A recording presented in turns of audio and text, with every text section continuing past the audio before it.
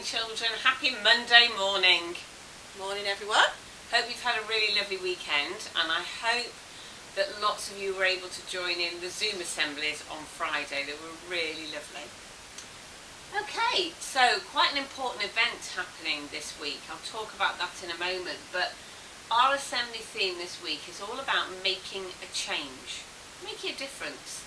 And not just a change for yourself, but this time we're going to think about how you make a change in your community. So, what is a community? Have a think. Well, a community is actually a group that comes together for the same reason. So it could be a school community, so our Courthouse Green community. It could be your footballing community, so you might be part of a football team, and your football team is part of the football community. We're all part of the community in which we live in, so Bell Green, that's a community. So let's just think now then, what makes a better and safer community? Good question. I suppose when we talk about this today we're going to get an idea, but at the moment this makes me think about the word better means people working together to improve something. So Courthouse Green, staff and children and parents all working together to make our school the best it could be. Safer then, safer community, so making sure that within our school everybody makes safe choices, that people behave in a safe way around each other, in a kind way around each other. I'm thinking about not just safe as in how we speak and interact with each other, but we're doing a lot of things remotely at the moment, and that links to a very special day that's happening tomorrow. So tomorrow is all about e-safety day, so how we behave online. And of course we are all, whether we are in reception, whether we're in year 6, we're all using learning tools to help us work online. Maybe we're doing FaceTime with a relative, a grandparent. Maybe we're doing our learning on our iPads and posting things on Shobi or Seesaw. So there's a quote here: I can do whatever I want online and I can't get into trouble because it's my online identity talking, not me. I think if we talk about the online community, so that's everybody who works online, I'm going to ask you a question. Would it be responsible if you posted a message online that was hurtful to somebody else?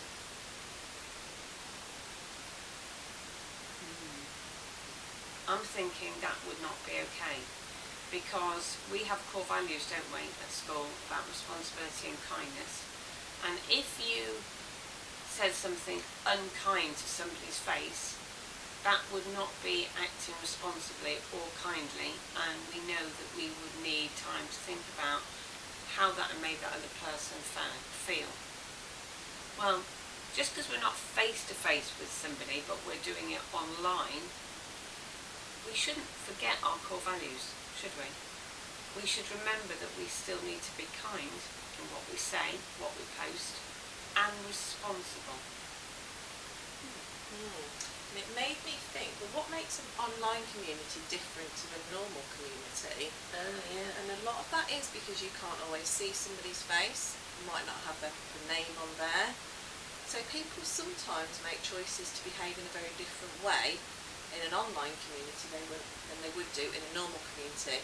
And we know that social media can be so useful to us and so helpful, especially in times like now, because it's our way of connecting and communicating with people. But it's how we keep it safe for everybody. So also that bit you said about not always knowing who somebody is, your online person.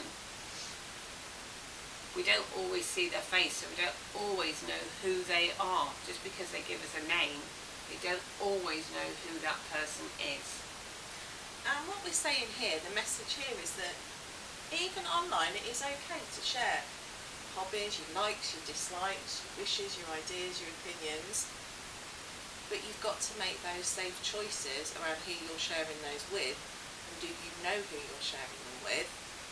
And that's why when we talk lots in school about age limits on certain games or certain media, that you have to follow those, because this is safe to do if the right protection is around those things, and we protect you by making sure that you stick to those age limits. But this is very right as well. No one has the right to hurt others or encourage others to hate people. And using online just because we can't see faces or might not know proper names is not a reason to do that or to be involved in that. So somebody putting a message out to somebody against somebody else, saying something hurtful or hateful, isn't okay. Yeah, and I want you to think about, okay, so if you were to see that happening, what would you do? What would you do if you saw a hateful message, an unkind comment, something that didn't make you feel comfortable? What would you do? Have a chat about that.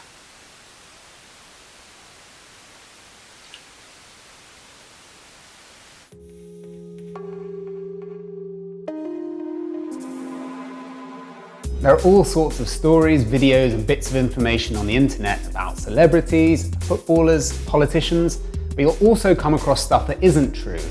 My name's Jack, I'm a journalist and I'm part of BBC News' reality check team. We look at stories and claims people are sharing to check the facts behind them.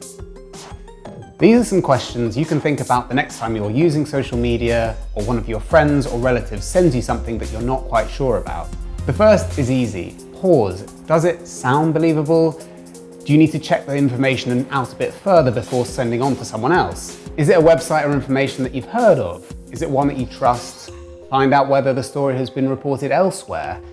You can check the date. We often see articles, photos or videos being shared without making it clear that something is old, and this can be misleading. If you're at all unsure, speak to an adult that you trust about the story to find out a bit more information about it.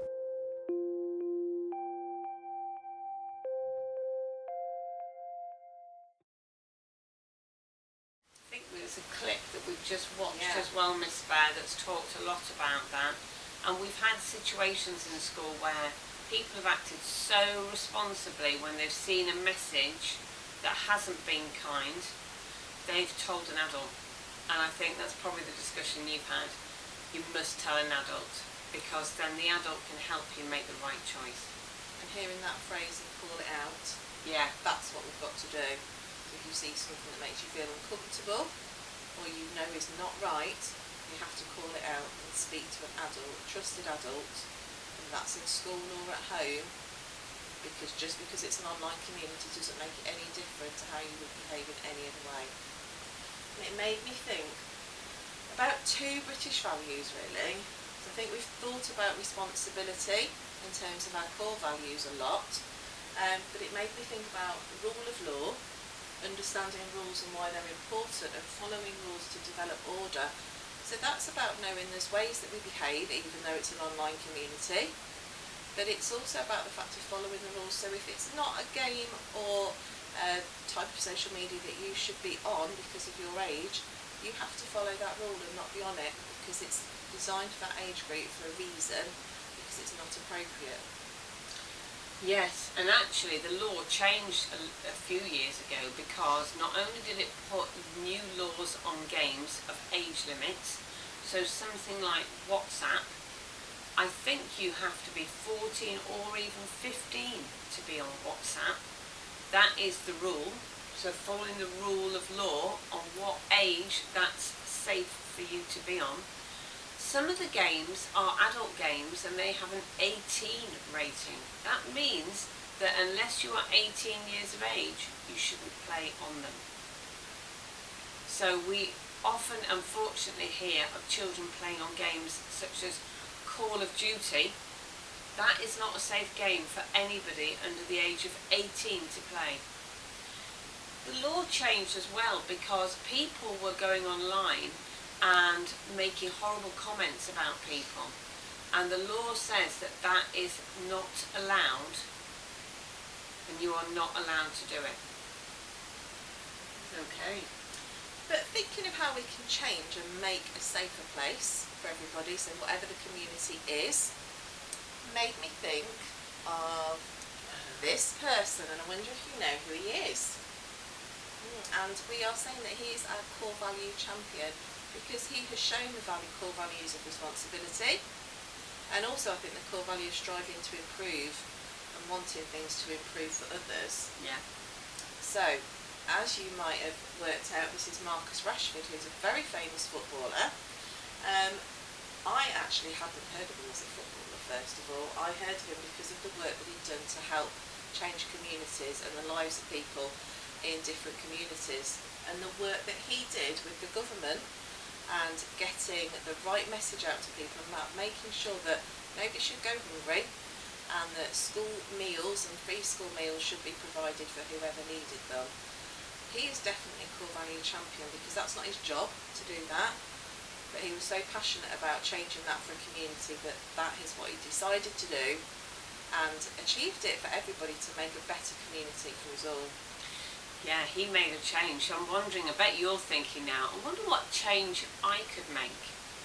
I'm wondering if you could put together the social media, so your skills of using technology, and also media, and also your community, and do something that might just make your community better.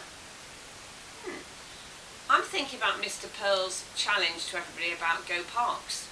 Maybe you could, on your iPad, create a poster that we could put out on social media that encourages people to go to the parks because we know they are healthy and they make us feel well mentally and physically. Maybe you, like Marcus Rashford, have seen that something's not quite right in the community.